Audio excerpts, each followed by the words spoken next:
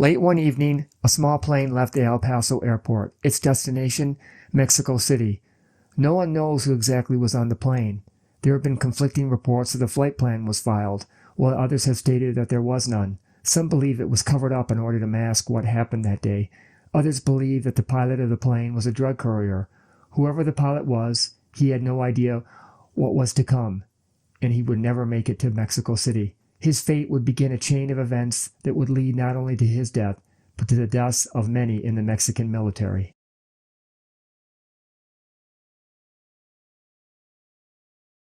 As his plane ascended on that summer day and settled into its flight across the Mexican border, the pilot was unaware of what was flying in from the Gulf. Another aircraft was traveling at high speed at over 2,500 miles an hour at an altitude of 75,000 feet. Initially, it headed for Texas, but then it turned into Mexico. It descended to 45,000 feet and then slowed to just under 2,000 miles an hour. Finally, the unknown aircraft leveled off at 20,000 feet. Just like the pilot of the small plane, the name of the pilot of the other aircraft was also unknown. Then the unthinkable happened. Both aircraft collided and went down in the desert near the town of Coyame.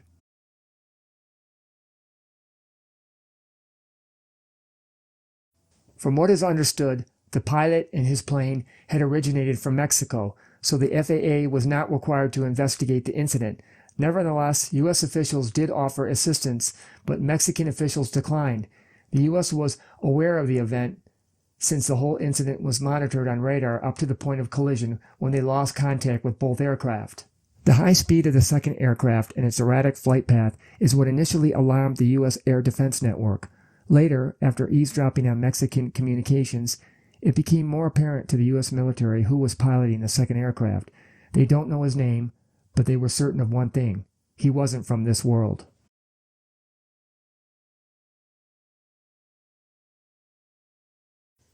The second unidentified craft was surprisingly close to intact, even though it obliterated the small plane. When Mexican personnel arrived at the second crash site, they were shocked to find that the second aircraft was actually a disc-shaped object. It had damage on one side with a small rupture, exposing the inside of the unidentified object to the outside elements. Once the Mexican military was aware of what they had found, communication suddenly stopped. Even though the blackout was ordered, the U.S. used satellites and spy plane reconnaissance to monitor what was going on. What they saw was that the object was small enough to just fit on a flatbed truck that Mexican personnel used to transport it. With the convoy of vehicles, they headed south with both the object and the wreckage of the small plane. But then, for some unknown reason, they stopped moving. A U.S. spy plane flyover revealed that all of the personnel were unconscious, and this is when the U.S. military made their move to capture the object.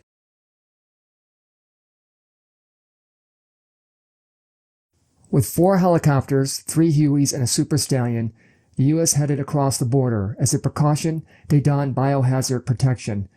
When the U.S. personnel arrived at the convoy, they found that all of the members of the Mexican recovery team were dead. Quickly, they hoisted the object off of the flatbed with the Super Stallion, and then they proceeded to eliminate all the evidence, including the bodies. The U.S. recovery team used a good amount of explosives. They did this not only to eliminate the evidence, but also to prevent any further contamination.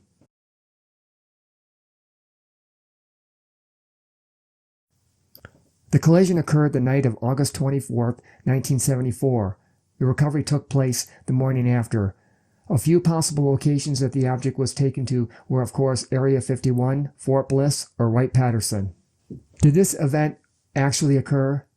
It is a fantastic story. However, there could be other explanations for what really happened. Here are a few possibilities. The airspace around Coyame is a known route for drug traffickers. What if one of the courier aircraft had to make an emergency landing? If the Mexican police and even the army showed up to investigate, it could have ended in violence with casualties on both sides and thus the story of dead soldiers in the desert. 2.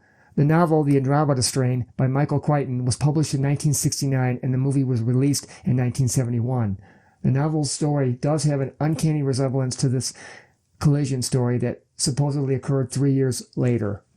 There could always be a more earthly explanation, but if that were true, then how did this story come about? Who made it up? Many UFO reports can be explained, but there are a select few that defy terrestrial explanation. Maybe this is one of them.